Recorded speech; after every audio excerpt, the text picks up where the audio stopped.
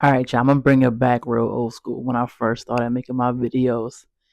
If you remember, you were a real one. I used to start off like, "You are now tuned into Coolin' with Kels. You are now tuned into Coolin' with Kels. You are now tuned into Coolin' with. You are now tuned into Coolin' with Kels." Do that back in the day, and then I stopped. Whatever. But anyway, so I was actually going to make a post. And as I was writing the caption, I was like, this is a long caption. And then I realized that I didn't have any characters left to write the caption. And I was like, okay, that's not going to work. And then I have been having conversations with people lately. Um, and it's been around me using my social media platform more. It's been about um, how I've used my social media platform and how it's helped and in some way ministered to people, and how in some way I've influenced them to use their social media platforms to be just more open, honest, and transparent. Um, I've had people, it was all literally within like a few weeks. I've had a few people tell me to start a podcast. I've had a few people tell me, um, you literally are the one who says what everybody thinks, but they are scared to talk about. You are the one that is going to just say it. That I'm like just unashamed and just bold in speaking um my truth, and that's really what it is. It's like I'm going to speak my truth. I'm going to speak what I feel, what I think. um it's like it's my story and I'm going to talk about it. And I think that one thing that I have been trying to do is, because as much as I want to, as I'm comfortable speaking my truth, I also know that there are other people involved in the story.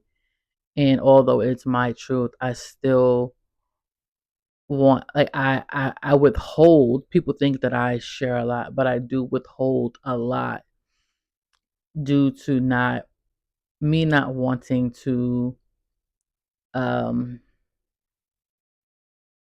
really get too much into detail about other people, right? All that I said, this is my truth, but I do want to just be considerate.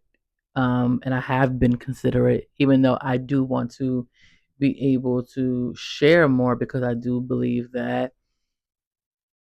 I've it helps people. Um, so just trying to find that balance. But the post that I wanted to post just minutes ago really was about how I've been reflective in this season of my life. Um, and how much I've grown. And I was taking it back to like my childhood. And yeah, I was taking it back to my childhood. So a lot of things have been happening over the last few weeks that I think has made me become very reflective, and very reflective over my life, and in the ways that how I felt alone, I felt insecurity, I felt loneliness, and a lot of things have been happening um that just kind of made me reflect over some of the things that I have overcome, that God has brought me over, um and giving me the reassurance that if I was able to overcome all of those dark moments that I experienced, that I was outlining in my post in the caption, that gives me the reassurance, and I hold on to that, knowing that whatever it is that I'm facing today, whatever I will face tomorrow, just knowing that God knows it all, He sees it all. And I've been holding on to Jeremiah 29:11, for I know that plans I have for you, plans to prosper you, not to harm you, to give you hope in the future. Um, for I know the plan. It's just like through every single season of my life, He knew the plans, and everything was to prosper me, to give me a future, and not to harm me. And in those moments when I was in it in real time, I didn't feel like that. But hindsight is 2020, and knowing who I am now and knowing who God is, I can hold on to that truth in real time. But a few things that I wanted to outline, one was like my childhood, right? Um, that was a real pivotal moment for me, in which I think that was like the beginning of some of the difficult feelings that I started to feel, and had to suppress at an early age. So I was saying that I truly, honestly do not know a lot. I don't remember a lot of my childhood, and like a lot of it is a blur to me. And the moment that I know, like the first real memory that I can, not the real memory, but like one of the big memories that I can remember was my mom kicking my pops out. And I don't recall how old that was. When I was For a while, I was saying like 6th grade. And then I remember having a conversation with my sister one time, and she was like, "No, you were younger." And I was just like, I don't know. Like everything is a blur to me. And like when I talk to my sister, and then like things come up, I'm like, yo, I don't remember that. Like I just don't remember. I don't remember it. I don't remember it. I don't remember it. Um, but I do remember just the moment of like my mom kicking my pops out. I wasn't there like when she actually did it. I just remember coming back into the house, I guess from school, and all my pop stuff was gone. And I just remember asking the question, like, she was in the kitchen. I remember that she was in the kitchen. Oh my god, I feel like I'm about to cry. And I literally talked about this today in a class project. We had like a mock therapy session, and this is what I was talking about. And I guess this is what I'm saying. Like the past few weeks have been very reflective for me. But I remember coming in the house, and from what I remember, there was like a bookshelf type thing by my mom's door to go into her bedroom. There was something there that I like when I walked in. His stuff just wasn't there. So I don't remember exactly what I just vaguely remember like a bookshelf or something. But I remember all his stuff being gone, and I remember going into the kitchen.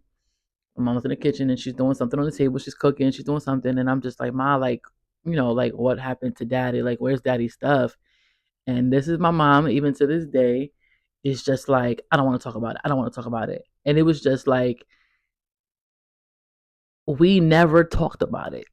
Like we never talked about it. Um, like we never talked about it. And I just remember going. So I had to have maybe I was yet that young, but I don't remember. I just remember going into her bedroom, laying on the bed, and crying.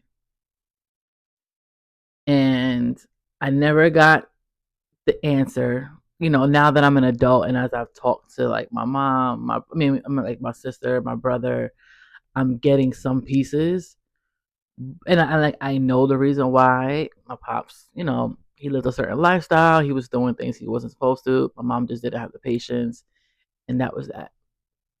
Um, but in that moment of her doing that, even if in that moment she didn't want to talk about it, at some point, I felt like I needed a conversation. I needed my feelings to be heard. Like I was crying. Like for me, just for a young kid to to even recognize that he's gone. I was clearly of a decent age to know like something is not right, and I was able to articulate like I see something different.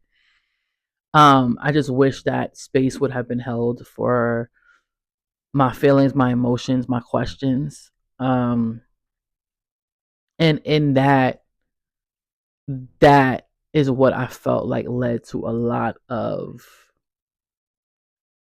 feelings that I had to deal with over the years of loneliness, insecurity, self identity issues, all of it, right? Um, that led to me having feelings of, I want to say, resentment towards my mom, right? Because she never gave me an explanation. Like, if it made sense, it made sense. I think I've always been that kind of person. Like, make it make sense for me, and then I can understand it. But it was just more so, we're not talking about it. Don't ask me. Literally, like don't we're not talking about it. Don't ask me. So I think I held on to um resentment, and I feel like that played a part in, I would say, maybe like a strained relationship with my mom, where like I just felt like we just never really had like the typical mother daughter relationship. I think after that moment, because I felt like my feelings, and this is all happening. Like over the years, I've tried to kind of piece everything together. I don't think I fully have, but I think that maybe because I felt like I had to, I had to handle my feelings.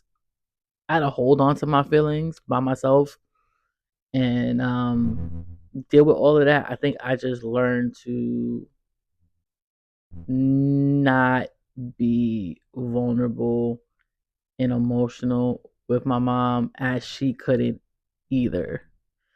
Um, my mom is not an emotional person.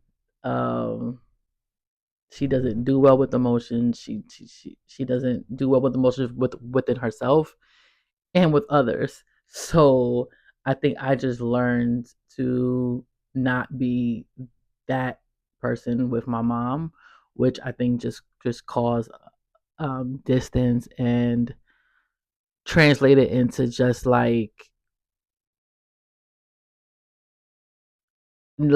even like when my mom would try to like hug me and kiss me, I would just be like, oh, like, this. I mean, there's a lot that I want to go into that I kind of don't. I have talked about it, but just don't like, maybe on this type of platform. I think I'm a little bit hesitant. Just because still like I said man earlier, I still want to give honor where honor is due, and so that's that. And then you know through not having like that typical mother daughter relationship, I also feel like that led me to seek out other relationships that I feel like could fill the void that I had, because I didn't have the typical mother daughter relationship. We weren't close. I always say like my mom was like the great provider. I had clothes, I had food, like the house was clean, like everything was on point. It really was just that emotional aspect that my mom could not give me. And as I get older, I realized she didn't get it. She couldn't give it. And back then, therapy and all of these identifying your emotions and all that wasn't a thing. Like this generation, we really are the ones who are like breaking the cycles, and we are doing the work and all of that. But that wasn't a thing back then. So, now at my age, I'm starting to like understand that and give grace for that. But when I was younger, that's not what it was for me, right? And when I was younger, it did lead me to seeking out, you know, people who would see me, who would accept me, who and I was saying in my class project that I did earlier, I was like, it caused me to like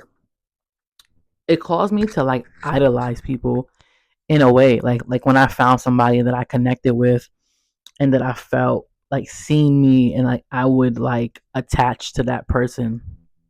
And so it caused me to like idolize people, and then it caused me to people please. And people pleasing um people pleasing has caused me quite some hurt, you know.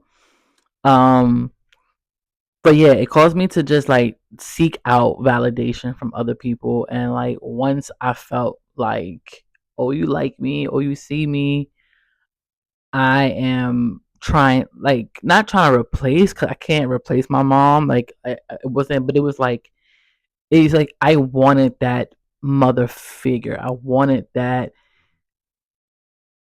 I don't know, but that, right? And people pleasing in friendships. It caused me to like people please in friendships. I struggled with that a lot. I think I'm gonna cut this video here, and this is gonna be part one because it's getting long, and then I will shoot part two. So this is gonna be part one, and we'll get into part two later. I'm gonna do it all in one shot, like, but it's just gonna be posted in two different videos. So we will be